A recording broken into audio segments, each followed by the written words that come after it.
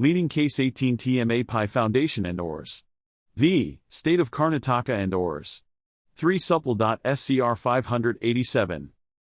In this video, we delve into the landmark judgment of T.M.A. Pai Foundation and Ors. V. State of Karnataka and Ors. 3 Supple.scr 587, a pivotal case that has shaped the legal framework of higher education in India. This Supreme Court ruling has far-reaching implications for educational institutions, both private and state-run, and has contributed significantly to the evolution of education reform in the country.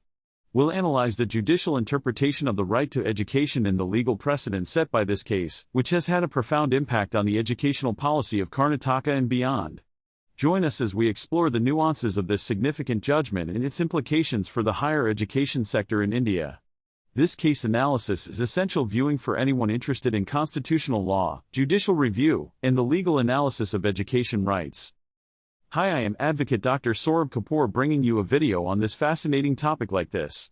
But before you start watching this video, I request you to kindly subscribe and hit the bell icon to my YouTube channel to view videos like this more. Please leave a comment below telling your thought and idea about this video and future videos you want. Kindly share this video with your friends, family and social groups to spread this knowledge.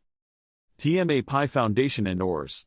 V. State of Karnataka and Ors. Is a landmark case decided by the Supreme Court of India in 2002. The case dealt with the issue of the scope and extent of the right to establish and administer educational institutions under Article 19 of the Indian Constitution. The case was brought by a group of educational institutions affiliated with the Manipal Academy of Higher Education, which challenged the constitutionality of certain provisions of the Karnataka Education Act, 1983 that regulated the establishment and administration of private educational institutions. The Supreme Court held that the right to establish and administer educational institutions was a fundamental right under Article 19, which included the right to choose the students to be admitted, the fees to be charged, and the qualifications of the teachers to be appointed. However, the court also held that this right was subject to reasonable restrictions imposed by the state in the interest of maintaining standards of education, preventing commercialization of education, and ensuring social justice and equity. The court further held that the regulatory regime established by the Karnataka Education Act, 1983 was constitutional, as it was designed to ensure that private educational institutions did not compromise on the quality of education and did not engage in profiteering. The court also held that the state had the power to regulate the admission process and to prescribe a fee structure for private educational institutions. The judgment in the T.M.A. Pai Foundation case has had far-reaching implications for the regulation of private educational institutions in India. It has clarified the scope and extent of the right to establish and administer educational institutions, and has established the principle that this right is subject to reasonable restrictions imposed in the interest of ensuring quality education and preventing commercialization of education. Introduction. The T.M.A. Pai Foundation case was a milestone 11-judge decision that established the parameters of regulatory standards on private institutions and continues to occupy the education area in terms of the validity of statutory provisions. Article 30 of Part 3 of the Constitution particularly provides for the educational rights of minorities establish and govern educational institutions of their choice among the many specific fundamental rights. Facts. Dr. T.M.A. Pai established an academic institution called the Academy of General Education, which was founded as an organization under the Societies Registration Act, 1860 in Manipal, which was in the state of Madras at the time, but became a part of the state of Karnataka after the states were recognized. The governor of the state adopted a law called the Karnataka Educational Institutions Ordinance, 1984 and the restriction of the capital charge to forbid the unethical collection of the fee in excessive amounts. A writ petition was filed challenging the legitimacy of the above-mentioned law and the state government's directive dated July 19, 1984 limiting the total intake of college and allocating 40% of the seats as government seats. During the time that the petition was pending, Karnataka Educational Institutions Act, 1984 was passed that set the rates of capitation and tuition fees for private unaided educational institutions. The college in question was classified as a private unaided educational institution because it received no financial assistance from the state government. Issues. The apex court had to deal with several difficulties. The main questions were: is there any law allowing one to establish and govern an educational institution? How will religious and linguistic minorities be decided, on the grounds of the state or the entire country? Whether or not the government's rules on minority-affiliated or unaffiliated institutions violate Article 30? As for what degree can the government place limits on minority-aided and unassisted institutions management? Arguments by petitioner. The petitioners argued that the Karnataka Educational Institutions Act, 1984 is in breach of Article 30 of the Constitution, which allows linguistic and religious minorities the right to establish and govern their educational institutions. The applicants claimed that Konkani is a minority language spoken by a small group of people in the state. T.M.A. Pai was a Konkani speaker by birth, as per the petitioners, hence after his death, a Konkani linguistic institution was founded to honor his memory and promote his goals. Because Konkani is a minority language spoken in Karnataka, it is protected by Article 30 of the Constitution. As a result, private educational institutions must have total autonomy in their management, with the state refraining from interfering or imposing restrictions on nominees for private educational institutions' governing bodies, provisions for student admission, fee structure determination, and teacher recruitment, among other things. Arguments by respondents. The State's Council argued that because Article 30 is not an inalienable and an absolute right, the government can put reasonable regulations and limitations on minorities' private educational establishments in the interest of effective and equitable management. The respondents stated that the act was passed to put an end to the practice of charging capitation fees and commercializing education. As a result, the Act's provisions do not violate Articles 30, 14, or 19 of the Constitution. Analysis of the judgment. Article 30 cannot act as a hindrance or disallow the government to make or frame any regulatory norms on the national interests. Limitations under Article 30 should be read and understood correctly. The court held that the minority status of any religion will be decided state-wise and not nation-wise. It is the fundamental right of the minorities to set up their educational institutions, but these rights given to them under Article 30 will not be absolute. It must be read with Article 29 and also concerning all the other fundamental rights. The state can impose reasonable restrictions on such institutions. The minority institutions can admit students as per the criteria decided by them if they are not getting any aid from the state. The admission process should be transparent, merit-based, and fair. Merit should not be compromised even if it is an unaided minority institution. In the case of aided institutions, the state can regulate the admission process for the forward classes. It was also recommended that the primary criteria for admission should be merit while keeping in mind the need to make special provisions for candidates of the backward classes. The admissions policy of the state should be redrafted and implemented accordingly. Even the recruitment of the teaching staff should be fair. Basic provisions to regulate the aforesaid things can be made by the state, but the independence of the minority institution should not get damaged. Fees charged by unaided minority institutions cannot be regulated, however it shouldn't be higher than what is approved by the regulatory norms. Moreover, state can regulate the service conditions of the teaching and administrative staff without impeding general administrative control. If minority institutions get any financial aid and grants from the state, then they should reserve some seats for the open category also to a reasonable extent based upon merit. The minority institutions are of two categories, i.e., aided and unaided educational institutions. Unaided educational institutions have more autonomy than aided ones. Since the minority institutions allow non-minority students for admissions based upon merit, it will not amount to a contravention of Article 29 despite the institution admitting minority students of their choice. Finally, it was held by the court that 50% of the total seats of the petitioners' educational institutes will be selected by the state government based on competitive exams or some other alternative tests. The candidates will pay fees as per the limit sanctioned by the state government.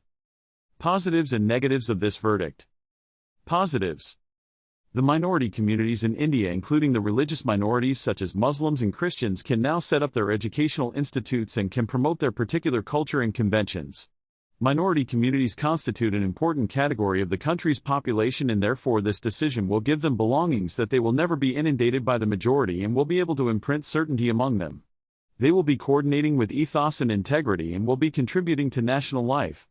It will ensure quality instructions or education to minorities. It will also provide equality with that of the majority. Some believe that this decision will not put minorities in any disadvantageous position as compared to the majority and will also protect the minority status and character of the institutions. Negatives.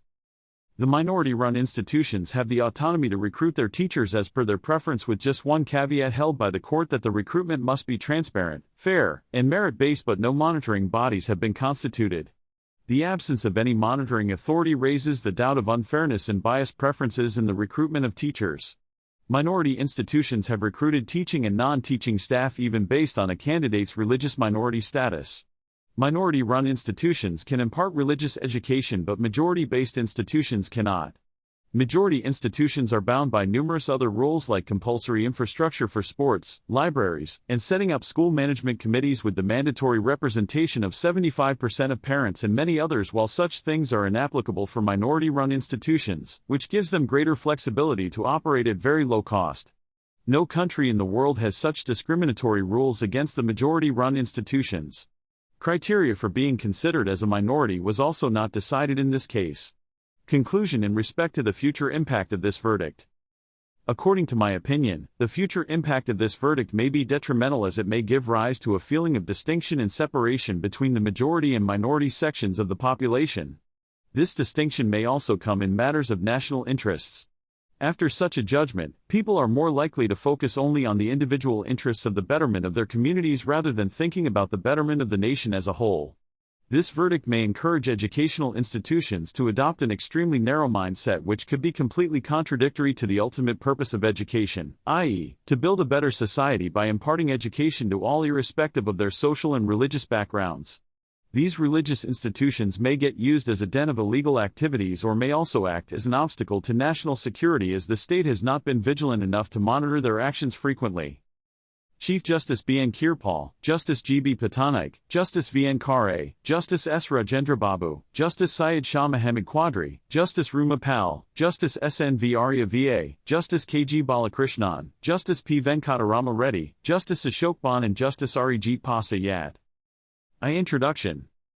This judgment by the Supreme Court of India addresses several crucial issues concerning the rights and regulations surrounding private educational institutions, particularly those established and administered by linguistic and religious minorities.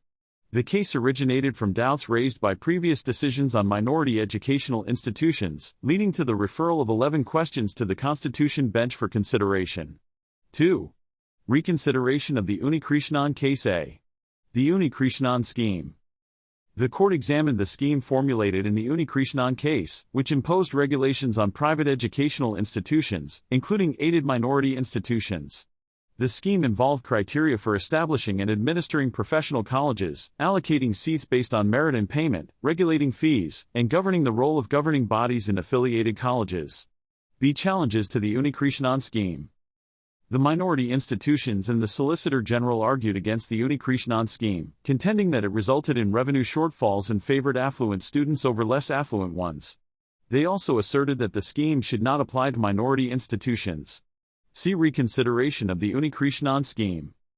The court found the Unikrishnan scheme to be unreasonable and invalid in part, except for the principle of prohibiting capitation fees or profiteering. The scheme was deemed to have made it difficult for educational institutions to function efficiently and undermined their autonomy. 3. Regulations for private educational institutions. A right to establish and administer educational institutions. The court recognized the right of citizens and religious denominations to establish and administer educational institutions under Articles 19, 26, and 30 of the Constitution. This includes the rights of the majority community, linguistic minorities, and religious minorities. B. Regulations for unaided private institutions. The court held that private unaided educational institutions, both minority and non-minority, should have maximum autonomy in administration, including admissions, fee structure, governing body composition, staff appointments, and disciplinary actions. However, regulations can be imposed to ensure academic standards, infrastructure, and the prevention of profiteering. See regulations for aided private institutions. Private educational institutions receiving state aid are subject to certain regulations to maintain educational standards, protect the interests of staff and students, and prevent the institutions from becoming government-owned or controlled. The state can regulate teacher selection, appointments, and ensure efficient administration. However, aided institutions should not lose their autonomy in management. 3. Determining minority status. A unit for determining minority status. The court clarified that the unit for determining the status of a linguistic minority or religious minority under Article 30 is the state, not the entire country. This means that a linguistic or religious group that may be a majority at the national level can still be considered a minority within a particular state. 4. Regulations for minority educational institutions. A scope of Article 30. Article 30 of the Constitution grants linguistic and religious minorities the right to establish and administer educational institutions of their choice. The court examined the extent to which this right can be regulated by the state. B. Reasonable restrictions. The court held that the right under Article 30 is not absolute and is subject to reasonable restrictions in the interests of public order, morality, and health, as well as other provisions of the Constitution. The state can impose regulations to ensure the excellence of education and prevent maladministration in minority educational institutions. See interplay with Article 29. A significant issue addressed in the judgment was the interplay between Article 30 and Article 29 of the Constitution. Article 29 prohibits the denial of admission to any educational institution maintained or aided by the state on the grounds of religion, race, caste, or language. Historical background and constituent assembly debates. The court examined the historical background and constituent assembly debates to understand the intent behind Articles 29 and 30. It was noted that Article 29 was intended to apply to all educational institutions, including minority educational institutions under Article 30, to further the principles of secularism and equality. Article 30 of the Constitution grants linguistic and religious minorities the right to establish and administer educational institutions of their choice. The court examined the extent to which this right can be regulated by the state. B. Reasonable restrictions. The court held that the right under Article 30 is not absolute and is subject to reasonable restrictions in the interests of public order, morality, and health, as well as other provisions of the Constitution. The state can impose regulations to ensure the excellence of education and prevent maladministration in minority educational institutions. See interplay with Article 29. A significant issue addressed in the judgment was the interplay between Article 30 and Article 29 of the Constitution. Article 29 prohibits the denial of admission to any educational institution maintained or aided by the state on the grounds of religion, race, caste, or language. Historical background and constituent assembly debates. The court examined the historical background and constituent assembly debates to understand the intent behind Articles 29 and 30. It was noted that Article 29 was intended to apply to all educational institutions, including minority educational institutions under Article 30, to further the principles of secularism and equality. Interpretation and precedents. The court relied on well-settled principles of interpretation, including giving effect to the plain and unambiguous language of the provisions and avoiding conflicts between provisions. It also considered various precedents that upheld the applicability of Article 29 to minority educational institutions under Article 30. Conclusion on Article 29 and Article 30. The court concluded that Article 29 fully applies to minority educational institutions under Article 30. If a minority educational institution receives state aid, it cannot refuse admission to students based on religion, race, caste, or language. The right under Article 30 can be fully exercised without taking state aid, but if aid is accepted, the institution must comply with constitutional mandates, including Article 29. The admission policies for minority educational institutions, unaided minority institutions.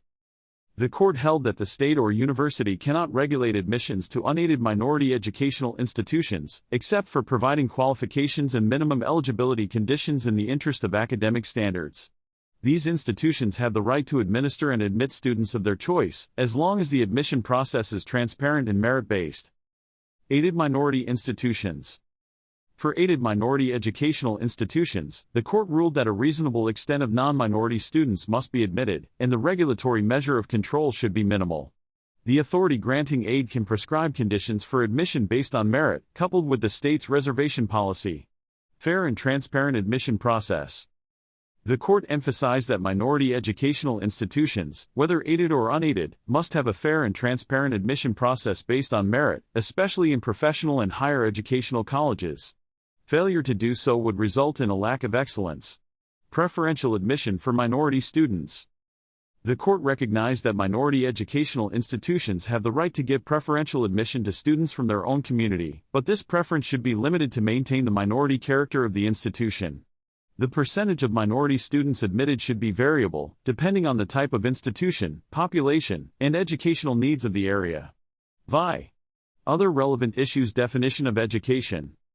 The court clarified that the term education in the Constitution includes education at all levels, including professional education, and that educational institutions refer to institutions that impart education.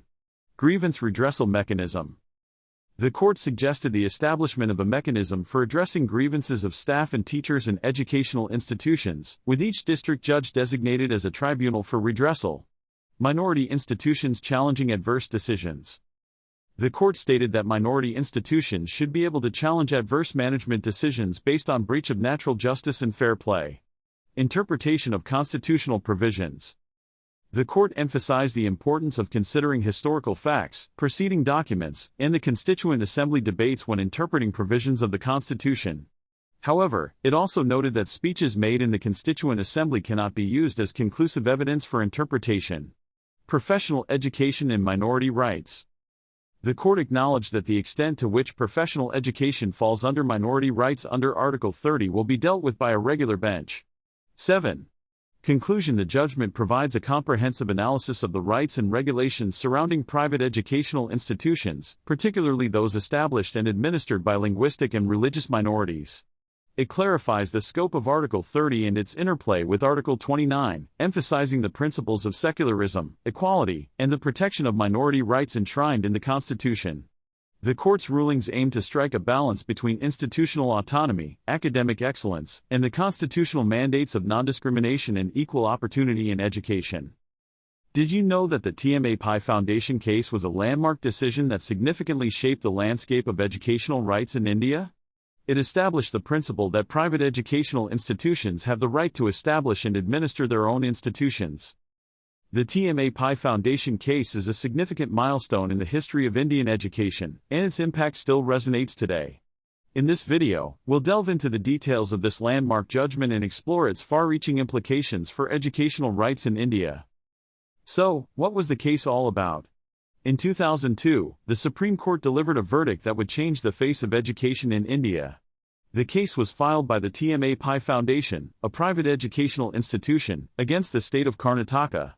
The foundation was seeking to assert its right to establish and administer educational institutions without excessive government interference.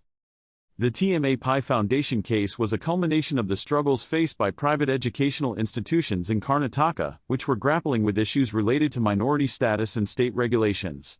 So, let's dive deeper into the challenges these institutions faced and how the case unfolded. In Karnataka, private educational institutions were facing a multitude of problems. The state government was imposing strict regulations on these institutions, which were seen as restrictive and detrimental to their autonomy.